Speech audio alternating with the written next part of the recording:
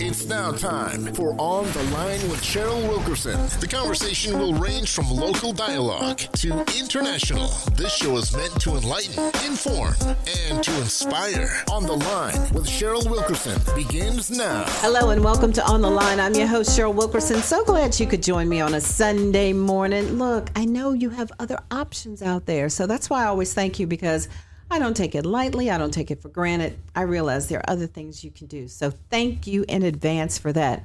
You know, as I go about my travels, I do meet the most interesting people, because this is what I've learned. Everybody has a story.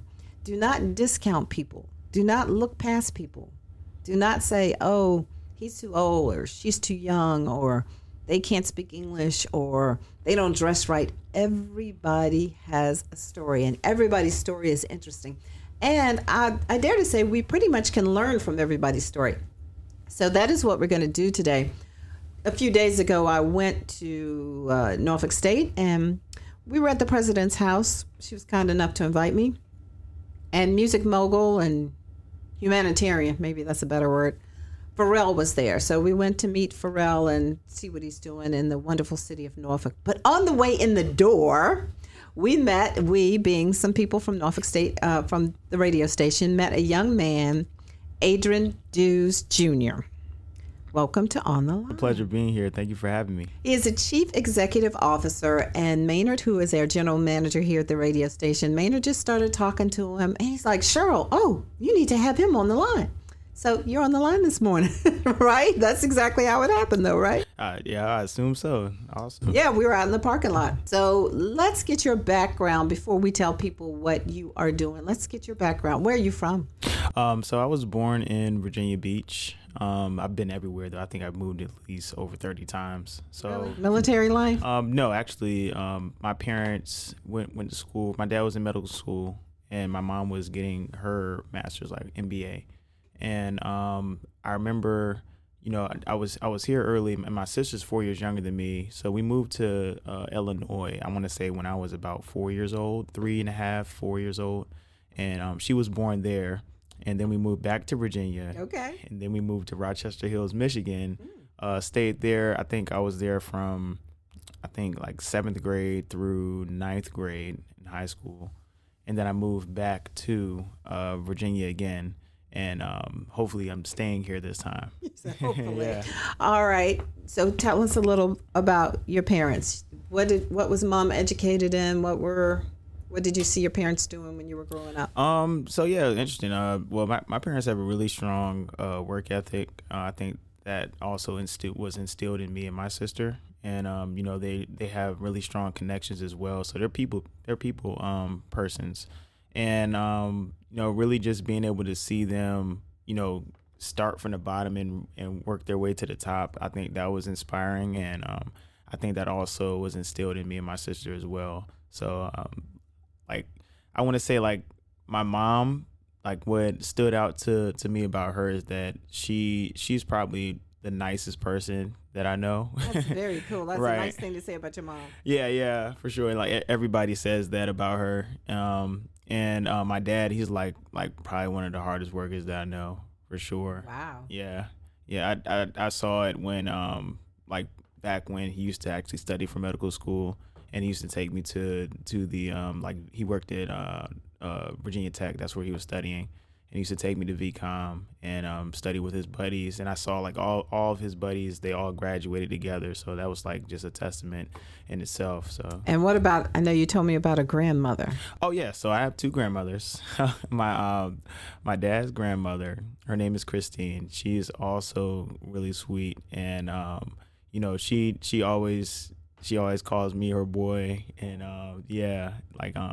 I remember she bought me my first scooter, I think when I was like 4 or something like that. Never forget it. Right. And then my mom's mom, her name is Linda, and she bought me my first bike before I could even walk. Why do you all remember that? I have a nephew, and I bought him a skateboard. Oh, awesome. He's almost 40 now. He still talks about me buying that skateboard. Yeah, oh yeah, we remember those things. So this means a lot to you all, Yeah, huh? we tend to remember those things. My grandma, I said aunt. My grandma Linda, she bought me a bike before I could even walk.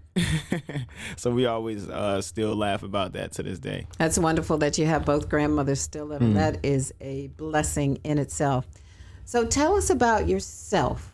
What are you doing? Where did you go to school?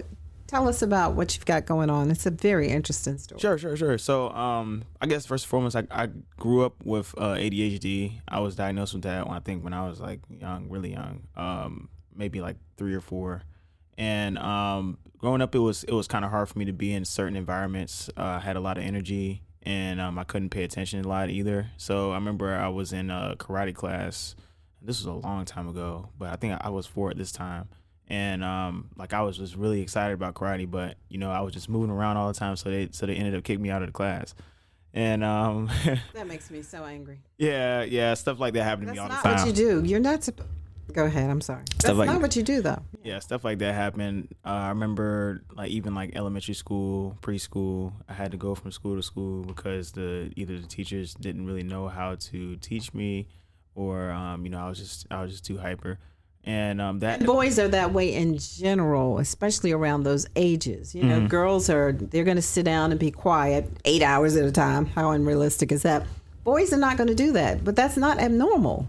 Right. Yeah. And I, so at first, and I believe this was first to second grade. I remember I was trying to read, and we were in class. This was back when teachers used to have a little group session. All the kids read a certain chapter, and then you have to tell them what you read. And I'm a reporter at a young age. Well, I was trying to be, but I couldn't remember what I was reading though. So when she asked me to tell her what I learned about the chapter I just read, I was like, I can't remember. And then that's when she was like, well, yeah, I remember she was telling my counselor at the time, she was like, yeah, AJ reads pretty slow. I want you to try to work with him in the morning. So I tried to do that in the morning. Just never got a grasp, a kind of a handle on how to retain the information. So it was kind of demoralizing at the time. And that kind of did a 180 later on when I went back in and kind of looked at it from a different lens.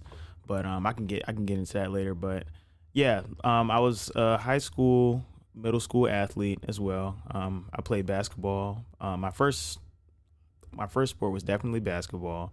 I played soccer, ran track, played football, and yeah, I think that's everything if I remember, if memory serves. So I remember my dad had me in upward basketball. Okay. Yep, and that's a basketball that you're integrated into kind of a spiritual. You're praying before every game. You make sure that you pray with your teammates, all that kind of stuff. So it really created a sense of friendship, how strong a bond is between teammates. So I remember that vividly. Up until I want to say 7th grade, I was always the best player on my team. And then when it got to the point where I was the second best player, I was like, oh man, now I won't do that. that's what kind of drove the competitive spirit within me. And I just feel like that in itself kind of made me into who I am. I'm extremely competitive. I like learning. Those are those what kind of make me happy all the time. So that competitive nature, where's that gotten you today? Oh yeah. So the competitive nature, the way that my friends describe it, they would say that I can start with my therapist first. So the way that she described it is she said that I'm well equipped to be able to handle any kind of pressure that comes my way. So I usually operate the best under pressure. And I think I operate the best. Well, she believes I operate the best under pressure because I've dealt with pressure since childhood. So it's built up resilience from when I was 4 to now. I believe that about Black people in general. I really do. Yeah. I really do. Oh yeah. So and I'm really good at problem solving. I've always been good at problem solving, but I didn't know that until I started solving problems for other people.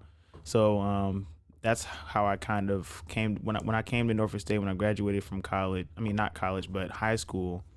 My mom was like, "Yeah, I think you should major in maybe business and marketing." And I was like, I don't know or whatever. And really, who inspired me to get into college was my sister, because she's like the prodigy child. I'm the innovator. She's the prodigy child. And she was like, yeah, AJ, I think you should do it. I think you should go for it. I was like, okay. And obviously, the first year I'm screwing around. It's college. College, yeah. Yeah, I'm screwing around. And the second year I get my butt But your in parents there. didn't freak out. Mm-hmm. Yeah, right. So and that's the thing, though. So I was screwing around, and I was still getting like pretty decent grades compared to my contemporaries. And so that's when my advisor, who I'm still like, I have a really strong relationship with, Miss Brooks. She told me, she was like, look, AJ, like you're doing all these things that you're not supposed to be doing. You're still getting like pretty good, decent grades. And she was like, imagine what you could do if you focused on what you're supposed Buckle to do. down. Yeah. Exactly. So got to doing that, and was able to turn everything around. And I have a really strong friend group as well. I have the same friend group that I had since I moved into college the first day. So I know we're going to be friends for life. That's it, and you will be. I'm a testimony. Yeah, that's exactly what happened in my life. Okay, cool. Yeah. Cool. So like I think the most important thing was like being able to understand that, one, I'm blessed because I didn't have to change my major when I was going through college, and I've seen so many people do that. And I was like, wow, this is really the space that I want to be in. So that's what kind of led to entrepreneurship. So as I aforementioned before, I'm really good at problem solving and just hands-on experience. So I learned like with kinesthetics, and that's basically what business is and entrepreneurship is, being able to solve problems and being able to gain the experience to do so. So that's when I kind of got an affinity for business. The first business I started was definitely a failure. It was a clothing brand. And this is when I first figured out profit margins. Okay. So, and But how can you say it's a failure when you figured it out? well, I figured it out. Yeah, I figured it out. So Yeah. a lesson was learned, so it Yeah. wasn't really a failure. Yeah. For lack of better words, it was a learning lesson. So, I like treating people the way I want to be treated. So I didn't want to create a shirt out of cheap material. I wanted to use high quality material. I'm with that. Exactly. I wanted to use high quality material. And then when I figured out how much I had to buy each shirt, I was like, wow, I have to sell these shirts for like $100 to even make decent money. And I like the shirts were selling. The shirts were selling, but like I was selling it to my friends and family. I wasn't selling it to other people. And I was like, okay, I can't survive just selling shirts to my family. That's not going to work. That's like such a small number out of the world. So I ended up just cutting the clothing line out, and I took a break from that for a while. But like that experience kind of hit me again when I tried to start like my next venture, which was Championship. And I started that venture when I was 22 years old. I remember it came to mind when I worked at Stihl. So Stihl is like a company, like lawnmowers, chainsaws, all that stuff. So I'm taking, I think, like 6 credit hours in school, and I'm working 72 hours a week at Stihl. So it was like a really busy time in my life. But I was just trying to gain that experience of being able to work hard, because I know like if I'm doing all these hours now, I probably can do all these hours when I'm doing something that I like. For yourself. Yep, exactly. So it was one day when I went to the bathroom and I heard these 2 men in the bathroom talking. They were both had to be like their mid-40s, and they were like, "Yeah, I think I'm going to be here for another 20 years before I retire." And that in itself was enough to kind of scare me into thinking about like 100 different ideas. So mind you, with like ADHD, at least mine, by the way, it's a constant like distillation of thoughts, and it could be a good thing and a bad thing, because sometimes it just never stops. It doesn't stop. Yeah, it doesn't stop. And you can't turn it off. Yeah. It's It always goes. Yep. It always goes. But luckily, like something positive happened out of that day, because I was able to come up with all these different ideas, and Championship happened to be one of them. So basically what Championship is we're the first Black-owned sports betting platform that connects with people socially whether it be sports fans, whether it be sports bettors, through peer-to-peer sports betting engagement. So the way I was thinking about it originally is like, hey, like, there's no way I can bet against my friends digitally. Like, I have to do it under the table. And we all know sometimes in the Black community, we don't like paying up. Like money is a really like emotional topic to some folks. And that's happened to me a lot of times. And then it's like sometimes you can get uncomfortable asking somebody for money, or like you feel like there might be some sort of conflict that happens or something like that. Some people don't like conflict. And I was like, okay, let me see if I can be able to solve this problem. And so I thought about it like during break. I'm like, there's no way I'm solving this by myself. I got to call, like, I called like 5 of my best friends at the time, and they were like, yeah, like we'll chime in on it and like just, give us like a presentation. So what happened was I was like, you know what, maybe I should call 20 people, create a think tank, and then kind of dwindle down those numbers to the people that I think have the best ability to make this come into fruition. And that's essentially what we did. So it was crazy because, again, 6 credit hours, 72 hours a week. And now I'm having meetings also. And these meetings are like, sometimes they go 1 hour, sometimes they go 3 hours, because I don't have the business experience, like hands-on business experience yet. So I don't know how to like conduct the meetings, time them, all that good stuff. But I'm getting that experience as I go. But I want to say about maybe 3 weeks after the idea came to mind, that's when we kind of dwindled down to 3 people. So it's me, Michael Ogarepi is our CTO, and Alana Coleman is our COO. And that's where the foundation began. And after, I want to say about maybe like 6 months, we picked up 2 more people out of that same think tank. Okay. Because originally we didn't need their skill set at first, because we were just a startup, like we were just in the ideation phase. When it got to like the marketing time to implement that, and then also finances, that's when I'm like, okay, we need to go back. We need to see what talent we need out of that group. And it happened to be Keith Bailey is our CFO, and Christopher Henderson is our Chief Production Officer. So yeah, that's where we formed that team. We've been working together for 3 years now, and we were able to find the correct mentorship through Norfolk State. Our first mentor, he was tight. His name is, I said was, like he's not anymore, but his name is Dino Wallace. And he kind of led us in the right direction from like, just understanding like the fundamentals, pitch decks, being able to like really represent the company, like the business model, go-to-market strategy, all that good stuff. So he kind of like tailored us to be able to like handle what's to come in the future. And then that's when we transitioned to Norfolk State. And it's funny thinking about it now, because like we were really risk averse. Okay. And we didn't trust anybody. Right. So we were like, I don't know. It's your baby. It's hard. Right. Exactly. I was like, I don't know if we should tell them what we're doing. And so, but like, luckily, like, just looking back, I'm glad that we took those meetings. I'm glad that we were receptive, and it led to, us being able to do things like raise capital, get in front of the right investors, get some of that pitching experience to like a whole bunch of investors and venture capitalists. So Jim Franklin is our main mentor, that we feel like he fathered us in the business industry. Okay. So that was definitely a big kind of transition, being able to be under his wing for, I want to say, a whole summer. And this was during like COVID. We had meetings with him like every week, I think Tuesday and Thursday, and like 9 a.m, and he's throwing all this information. I'm like, okay, like what's a pro forma? Oh, okay, term sheet. Okay, now I'm starting to understand all these things, like the business lingo. And it got to the point where we had our first pitch. And I'm practicing, like I'm like a kind of a perfectionist, so I like practicing. That's fine. I definitely don't like feeling uncomfortable when I have to do something that's like really like important or big, and I feel like could lead to another opportunity.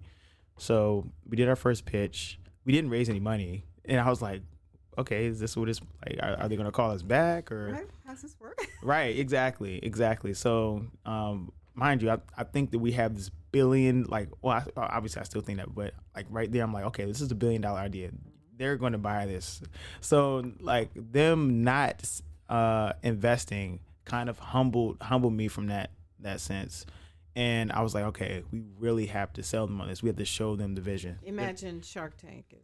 Right. Well, not even that, because actually I have a friend that went on that and he was telling me about how really fake that is. But anyway, but that's the idea that we're talking about. Mm-hmm. Right. Yeah, exactly. So, being able to see that, okay, these people aren't going to automatically buy. That's not that's not how this works. You have to be able to have the skill set, and you got to be able to articulate the whole like vision so that they can be able to see it. Once they see it, then obviously they're going to ask you some questions that you have to answer. And like the more questions we were asked, like the more we were able to answer them like concisely. And like one thing I understand is, the more concise the answer is, the like better the chance they're going to be able to digest it. Adrian Dews Jr. is on the line with me today talking about his companies with an S. Go ahead, and young man out here doing it. So I thought it would be an interesting conversation. So you learned from that about what you had to do. Where's the company stand today? Yeah, so we raised $60,000 in our angel round, and we're still raising. We're almost closing that round. We have a couple pitches like next week, and we've built out our data and IT infrastructure. So Wonderful. So a lot of that money was allocated towards like building out the app. And we work with a third-party agency in India, and our CTO oversees that whole project. He'll come back to me if he'll say if like anything's wrong, and then we just make decisions from there.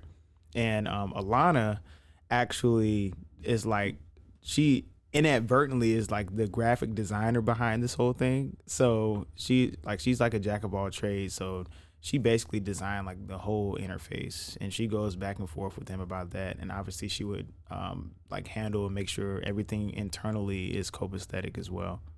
What about the real estate? How's that factor into your world? Oh yeah. All these hours doing all of this for one company. How do you add to that? Yeah. So the real estate venture is actually really fun venture because I do it with my family. And basically how that thing started was me and my dad figured out that we could work really good together. When I was graduating, there was one time where they did not want to, I think I was late turning in the pictures, but they didn't send me something through the email, and they said, oh yeah, like this date is already passed. If we do it for you, we got to do it for all the students. Who was whatever. they? Somebody that was over like the photography for the graduates. So you needed to send something in and didn't get it in on time. Is that what you Yeah, did? yeah. It didn't. Well, they didn't send me something so I could send it, and it was like, oh well, that's our mistake. Like there's nothing we can do. So we're sitting there negotiating for like 1 hour, and we end up getting the CEO of the production company on the phone. He's in California somewhere. We talked to him, and he's like, yeah, open it up for him.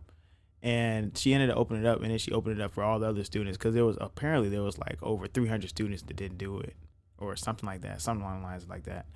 And yeah, like that's when we looked at each other. We was like, wow, yeah, I think we could definitely get in business together. So like I want to say a few months after that, we were looking at properties, and we found this quadruplex. And mind you, we have a mentor that's in Norfolk. He owns like 100 properties. So this is the people that we're learning from. And me, my mom, and my dad, we're scouring the land for property. And we figure out, just like I figured out with my other ventures, that we're not going to close the first deal. So it took like, I want to say like, maybe took like 20 like offerings before we got to the first one. And apparently we were still fortunate to even get it. Like our conversion rate was like a kind of high compared to other people. And so once we got that property, it needed some cleaning up. So we were able to allocate money towards, just like restructuring the carpet, getting the walls painted, making sure like all the hazards were remedied. And you were going to put 4 people in there? Yep. So it's a quadruplex. So I stay in one unit, and then we rent out the other 3.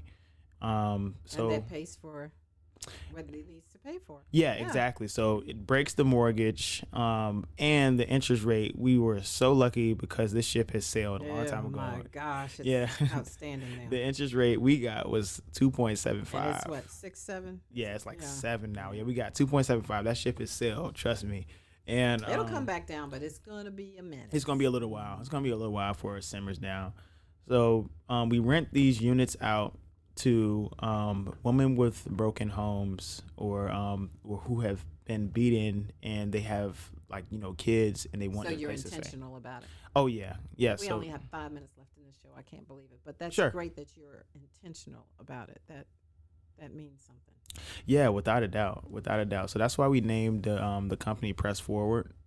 Just so we can be able to show these women hey, there's still an opportunity to thrive in this world. And what further plans do you have for the real estate company? We want to expand the portfolio, essentially, acquire some more land, be able to build from there. Really, we're looking at some land and we want to be able to get a construction loan on it, occupy it, 100%. And then obviously have a management team that can do that.